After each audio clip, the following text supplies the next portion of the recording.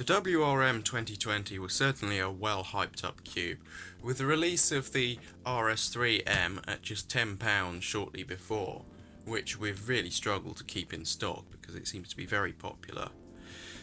So WRM2020 had to be pretty good. And it is. It's managed to take the speed of the original WRM and ensure stability a lot better, so it's a lot smoother in the turning. It's slightly smaller than the original WRM at just 54.8mm supposedly, which puts it almost down to mini Weilong standard, if anyone remembers that, from like 4 years ago, compared to the original WRM at 55.3mm and RS3M 2020 at 55.5. So yeah, they've definitely reduced the size.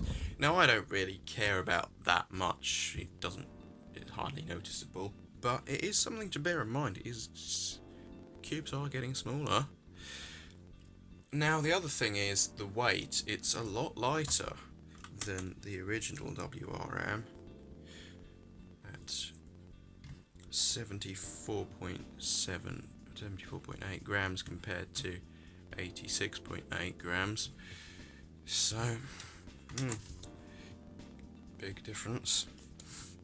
And also the corner cutting is excellent. Like, it can do all the way over there at like 59 degrees, 59 to 60 degrees with a lot of force, but it can also do about 31 to 33 degrees. I do question whether there are points, I suspect, where you can actually force it to do either corner cut, either a reverse or a normal corner cut, somehow, but I'm not really quite sure how.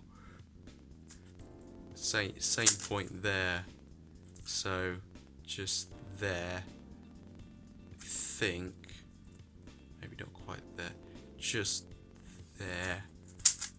You could force it to reverse, and then also, it's quite difficult to do, but I think,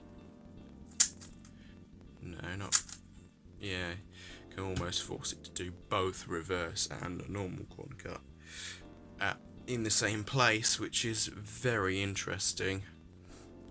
That's the problem with corner cutting. I mean, how can you push it any further?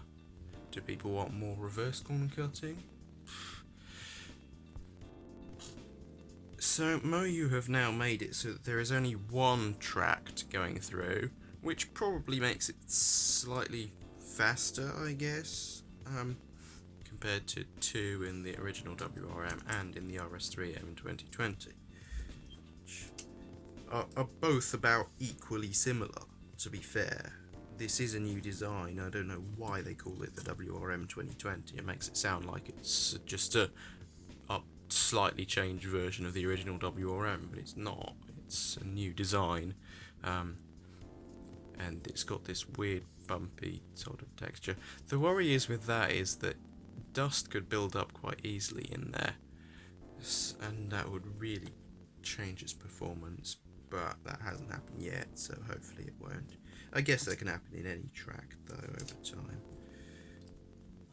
It also has this standard elasticity adjustment system, which I assume everyone knows how it works by now, and the screw as normal to loosen or tighten it, but no change in the magnet strength like many other flagships, which is okay.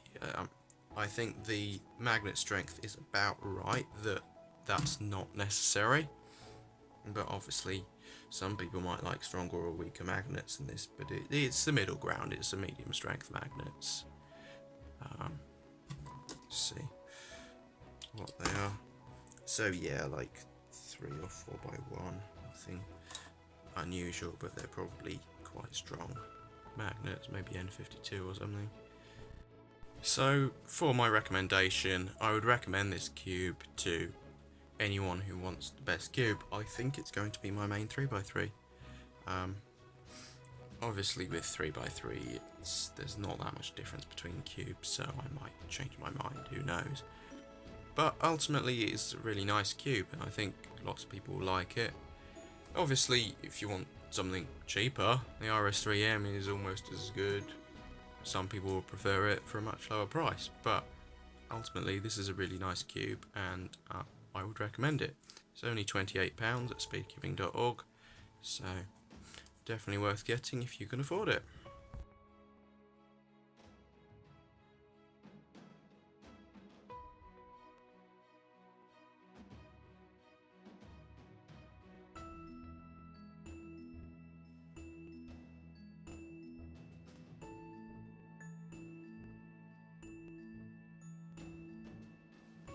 So for the future of 3x3s, I'm not exactly sure what's going to happen. I mean, Qi are obviously going to release a better 3x3, well, another 3x3, some people will prefer, at some point. Yushin have teased their Yushin Magic M, but I don't really see what that's going to do. I mean, the Yushin Magic's a pretty outdated budget cube now. Unless they change the mechanism, try and update it. I mean, honestly, I don't know what Yushin are going to do at the moment. They've released their whole thing of you can get, like, I think it's about £100 for 6x6 or 7x7 national record using their cubes, which is really strange because usually it's just world records. But now it's national records as well, and the thing is, some countries' national records are much easier than others. But you have to use their cubes. But in general, for 3x3, I think we're approaching the limit, but I don't think they'll reach an actual limit in design. There are always things they can do to make it slightly better, change the feel slightly. Do what you want with the design ultimately, and I think they'll continue doing that for many years to come. As for big cubes, I think they'll get better. The 3x3s, I'm not really sure what they can do to make them better, but people have been saying that for years, and cube companies keep releasing cubes and people like them, people buy them, so ultimately that's probably going to keep happening for a long time to come. And we'll keep getting the latest 3x3s for you, and hopefully they'll sell. As for this average, it's pretty bad. The angle's getting to me again. Third solve, I probably overdid my inspection, and then the final solve, a +2. Yeah, actually a +2. It's really annoying, but that's what happens in this angle. My times on the cube are actually much better generally.